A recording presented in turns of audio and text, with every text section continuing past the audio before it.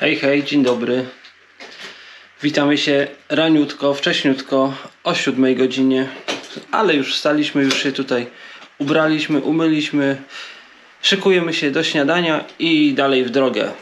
Miejmy nadzieję, że dojedziemy tam, gdzie chcemy. I powiem wam, że takie łóżko, ale bardzo przyjemnie się spało.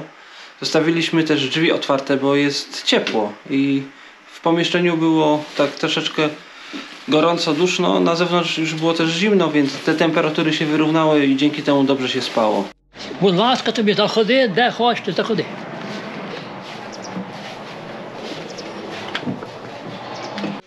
Пір'я, гусячого пір'я, подушки. А це моя жінка сама вишила, зимою нема роботи, вона сама вишиває. Так, Красиво, так? так. Кольоровий. Ну закутали, гай, закутали, впоралися. Ну що робити? У Сідай хаті це нема. чи лежи, а так вже такі нерви трошки все спокоюються. Ну що робити? Tak to kiedyś wyglądało. A zobaczcie tutaj na przykład to wszystko pomalowane. Chyba ręcznie. Це czy дуже jakimś давно, lakiem. це давно це вже таке робили. Mhm. Тепер ніхто таке не робить. Ні. Це Ale давно вже. rucznie robili, tak? Руками. I tam na scenie. У бумажку виробили такі там візерунки, і тоді краскою то мазали, і бумажку відбирали, і далі Так. бумажку приклали, і намазали дірочки ті, і далі. А коли давно робили люди. Отаке. Раніше, якщо ходить, мужик бере дівчину за жінку, вона має з собою принести 6-7 подушок, отаких. І матрас, і коц. Це має принести жінка до чоловіка. Aha. Отакі подушки. Mhm. Да? І по ті подушки раніше були гуси, пір'я, то пір'ячко дерли Таке ваше, щоб то не було. і подушку. Подушка має мати 90 на 90 полотно, і подушка має мати 4 кг пір'я в собі. Pierza. Пір'я. Отака має бути подушка. І жінка йде до чоловіка, вона має подати з собою, принести 6-7 подушок. Aha. Такий був обичай. Так. Отого подушка, ну тепер немає таких вже, але такий був обичай раніше. Tak.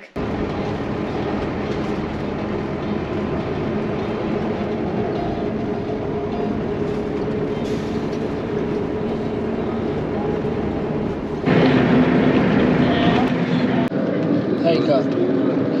Wyjechaliśmy już, słuchajcie, z tej miejscowości, gdzie nocowaliśmy dzisiaj.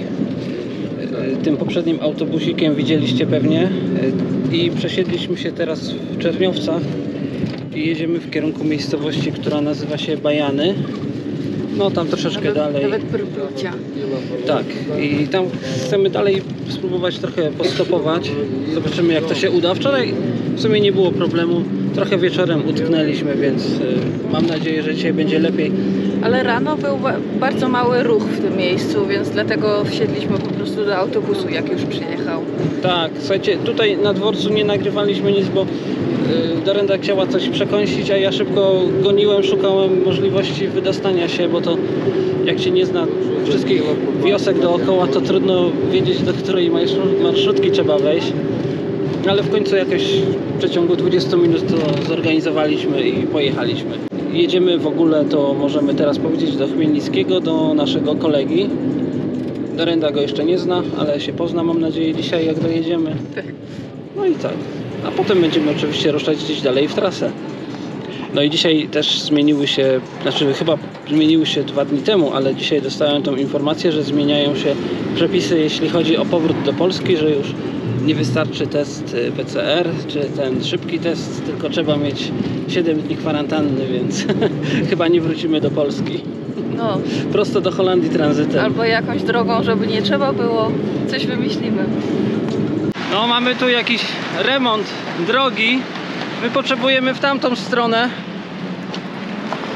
Więc chyba po prostu przejdziemy przez plac budowy. Akurat większość samochodów jedzie tam, gdzie my potrzebujemy, więc może nie będzie problemu z łapaniem stopa, tylko raczej widzę, że jest problem w tym, że teraz jest jakiś ruch wahadłowy i nie bardzo będą się pewnie mieli gdzie zatrzymać. Tak. Więc Ale może po tym miejscu, gdzie robią remont, znów będzie jakieś przynajmniej nie będą jechać normalne miejsce, żeby szybko. się zatrzymać.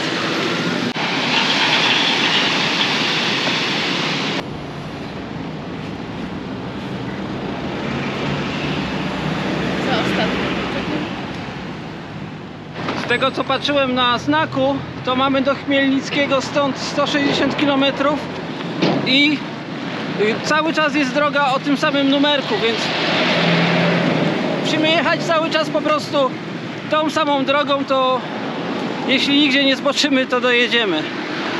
Pierwsza godzina za 10, więc w sumie nie jest późno.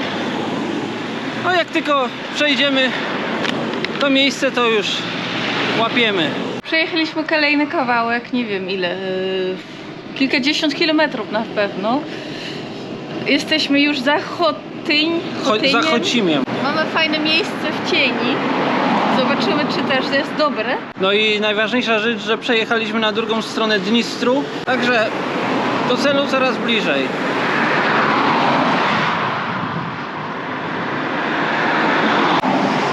Muszę zachować kamerę, bo zawsze jak się ma kamerę, to nikt się nie chce zatrzymywać. Już to znamy z doświadczenia. Ale patrzcie na fajny przystanek, który tu mamy z kozakami.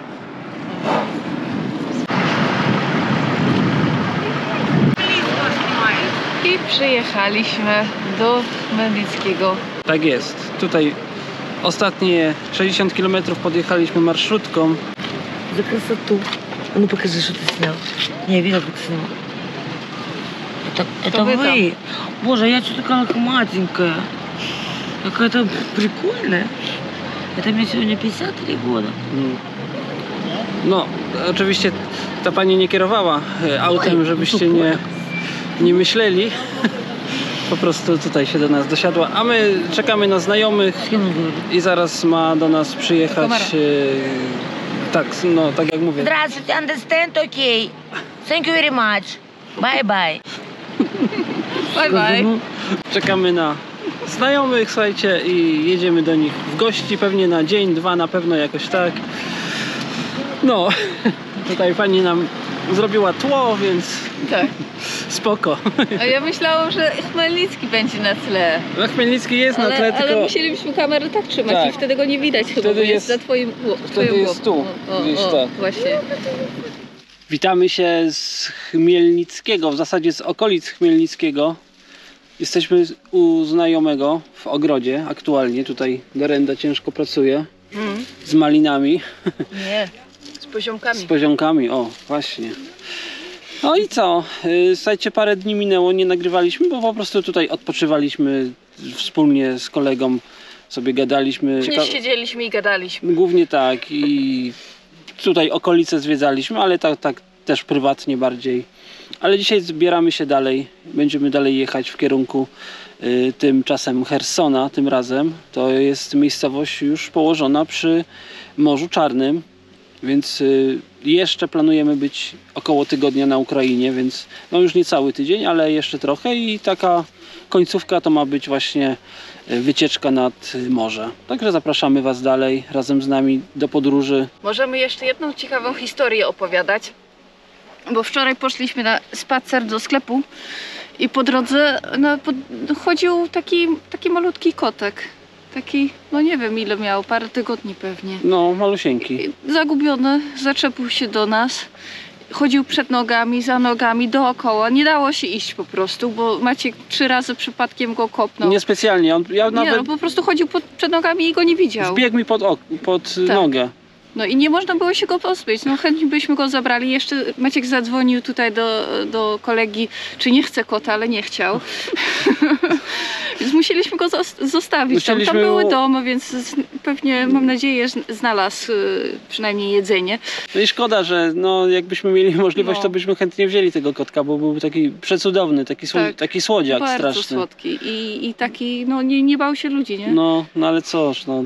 Do plecaka go nie weźmiemy, nad morze nie weźmiemy i tym bardziej przez granicę go nie przewieziemy, więc no szkoda byłoby go też do nas przyzwyczajać, a myślę, że tutaj jest duża wioska, więc na pewno znajdzie kogoś, a może po prostu tak. matka go znajdzie. Może, może nie było daleko. Może nie był daleko. Taki podróżnik, podróżnik. Ja jeszcze go pokazałam kilku osobom, które przyjechały, czy nie chcą tego kota i ten jeden pan taki pokazał, nie, już jesteśmy po głowę w kotach.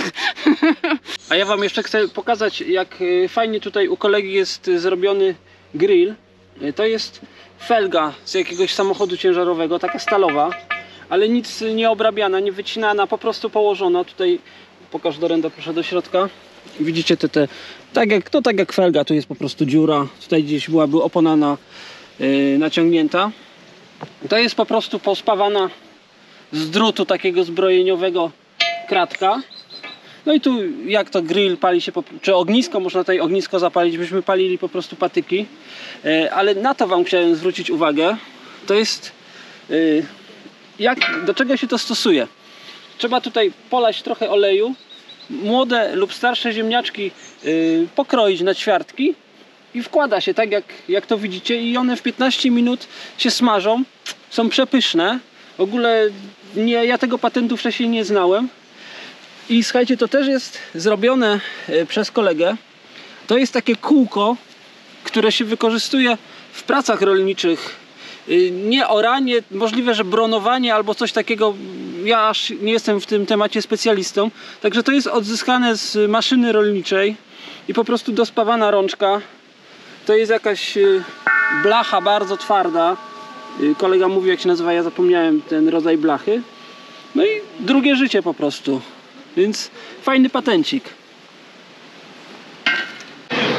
Obiecywaliśmy wam dalszą podróż, to wyobraźcie sobie, że właśnie przed chwilą dotarliśmy do miasta Cherson, położonego już prawie nad Morzem Czarnym. Mamy 7:20, autobus, ten, który tam stoi za plecami, spóźnił się jakąś godzinę, ale to nie szkodzi, bo nawet się w nim w miarę dobrze spało. Teraz sobie tu robimy przepakowanie, tak jest, i idziemy szukać dalszego transportu. Możliwe, że pojedziemy kawałek elektryczką, bo za godzinkę odjeżdża. Albo jakiś autobus. A ile mamy kilometrów? Około 100 km do jednego miasta, ale nie wiem, z którego będziemy zaczynać nasze przejście wzdłuż morza, więc może jeszcze to będzie trochę więcej niż 100. Jedziemy trochę mniej daleko niż planowaliśmy, bo tam będzie łatwiej się dostać do trasy i potem pojedziemy jeszcze kawałek stopem. To jest taki wagon typu Plackarta, ale on tak naprawdę teraz jedzie w innej funkcji, bo jest przyczepiona lokomotywa spalinowa i on jedzie na krótkim dystansie, tam około 100 km i wraca, więc to nie jest żaden dalekobieżny pociąg, a myśmy myśleli, że to będzie taka zwykła elektryczka, czyli po prostu taki pociąg, że nie ma tych przedziałów jak tu. Taki elektryczny z ławkami. Z ławkami, ale jest taki, to jest nawet wygodniej, bo można sobie tutaj nawet poleżeć, jakby się chciało. Teraz tak, bo przed chwilą, no na początku nie było wolnych miejsc. No, było strasznie dużo ludzi. Popatrzcie, w jakiej fajnej okolicy wysiedliśmy z pociągu. Tutaj po mojej prawej stronie jest kanał. To jest prawdopodobnie kanał, który służy do nawadniania okolicy, ale możliwe, że to jest ten kanał również, który idzie na Krym. Po prostu doprowadza wodę z Dniepru. Trzeba by to przeanalizować dokładnie po mapie, gdzie ten kanał dalej idzie, ale jest dość szeroki. Jakby było jakieś zejście, no może ja bym się nawet wykąpał tak dla przebudzenia się trochę. Tutaj coś jest, ale nie wiem, czy tu... Czy do wody, czy tylko do Czy trzcin? tylko, tak, bo tutaj dużo wędkarzy jest, słuchajcie, i tu wędkarze po prostu mają swoje stanowiska. No jest. No, teoretycznie Można. dałoby się tutaj wejść. Tam rośnie trochę w wodzie, ale Jeśli nie ma tutaj jakichś szkieł rozbitych, to można spróbować. No to zdrowie. Dotarliśmy do początku miejsca, gdzie zaczynamy naszą dalszą ekspedycję. tak, łapaliśmy stopa, ale nie złapaliśmy, bo no ludzie nie byli chętni, ale przyjechała marszrutka dokładnie tutaj, gdzie chcieliśmy jechać. To No i pojechaliśmy. tylko jeszcze była taka sytuacja. On się zatrzymał do Lazurnego, tak jak my chcemy. Ja pytam ile. On mówi 150, a ja mówię 150 za dwoje. A on mówi nie, 150 za jednego. Ja mówię nie, dobra, to dzięki, bo to za drogo. On mówi dobra, za dwoje. To w sumie, nie wiem, myślę, że on zawyżył cenę na początku. Może, albo pomyślał, że raczej nikt inny już nie wsiądzie albo nie będzie pełny, więc może zabrać. To przynajmniej coś zarobi. No, także słuchajcie, uderzamy zaraz, jeszcze kończymy robić zakupy. Kupiliśmy trochę warzyw na razie. musimy się zaopatrzyć na jakieś 3 dni do 4, bo będziemy szli takim półwyspem, gdzie po drodze nie ma sklepów, nie ma nic. Jest w 3 miejscach możliwość tylko zabrania wody, a cała trasa będzie miała około 57 km. Ja to dzisiaj sprawdzałem. I potem będziemy musieli z niej wrócić promem. Także zapowiada się interesująco, sam jestem ciekaw. Pogoda jest spoko, jak na razie. Troszkę chmur, troszkę wiatru, nie za gorąco i podobno ciepła woda, więc nie jest najgorzej. No, tak. A i już, słuchajcie, jesteśmy na plaży. Zaraz pokażemy morze lazurowe.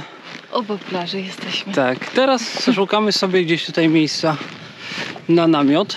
Postanowimy zostać tutaj jedną noc, żeby jeszcze jutro dokupić pewne rzeczy, żeby aż tak bardzo nie dźwigać, bo mamy parę dni, a w sumie 56 km do przejścia, no to jest 3 dni drogi, więc tak chyba będzie wygodniej, żeby dzisiaj sobie zostać tu. To jutro kupimy świeży chleb i rano wyruszamy z wodą i wieczorem dojdziemy do miejsca, gdzie jest woda, więc tak będzie lepiej. Tak, słuchajcie, pójdziemy na największą wyspę Ukrainy, wyspa Jarel Gacz, jeśli dobrze to wymawiam, na której znajduje się też park, no taki park narodowy, coś w tym stylu. No bo czy to jest w końcu wyspa, czy półwysep? Nie, piszą w internecie, czytałem, że to jest wyspa. Ale można tam iść. Można tam To iść, co, tylko będziemy iść wodą? trzeba przejść przez wodę. Tak Się jestem zbliżymy. przygotowana, że nawet tego nie wiem. Ale nie wszystko trzeba od razu wiedzieć.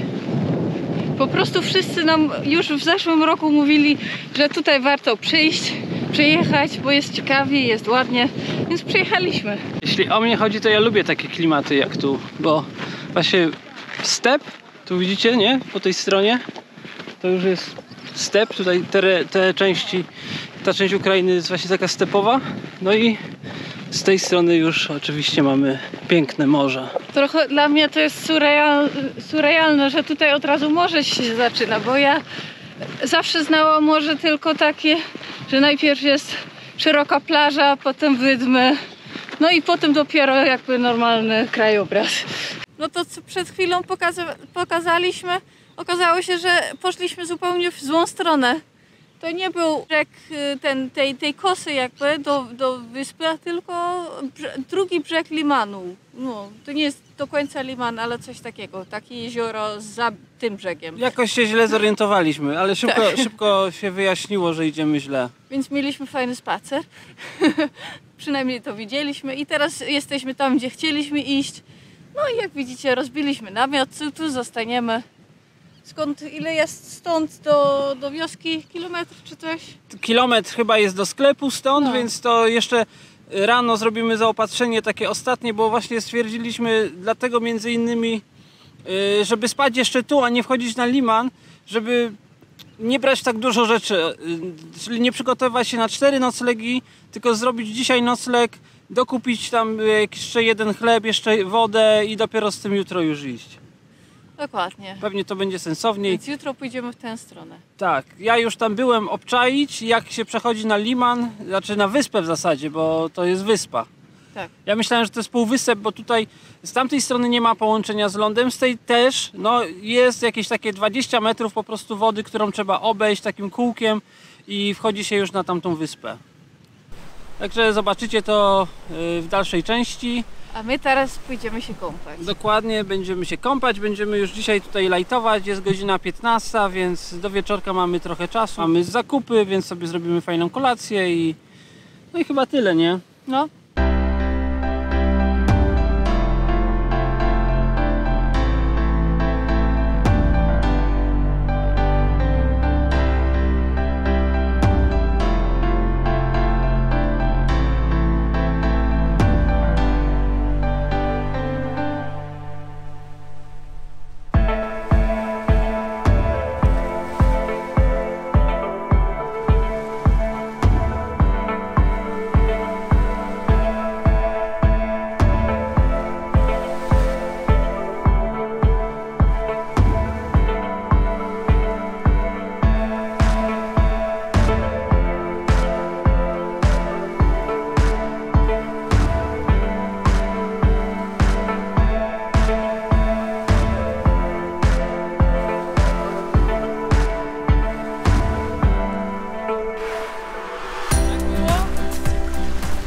bardzo płytko i bardzo dużo wodorośli. Dopiero tam bardzo daleko jest ich trochę mniej i można jakby pływać. No. Jest ciepła czy zimna ta woda? No dosyć ciepła, nie bardzo ciepła, ale nie jest zimna na pewno. A najfajniejsze, że dosłownie 20 metrów stąd stoi namiot, więc na samej plaży, a tak naprawdę to w zasadzie, że w miasteczku, bo tutaj zaraz są jakieś budynki, tu akurat coś niedokończonego, ale tam chyba nawet dalej jakiś blok albo sanatorium, coś takiego. Sanatorium, tak. No różne, hostel, No. wszystko jest, jakaś plaża taka wypasiona. Ale tu nie wyganiają, tu można się tak rozłożyć. A jak siedzimy na piasku przed namiotem, to nie widzimy tych wszystkich budynków niedokończonych. Tak, ale jutro, tak jak mówiliśmy, idziemy dalej w ogóle w dzicz, więc po prostu dzisiaj taki nocleg byle gdzie. Byle na plaży i byle się można było wykąpać.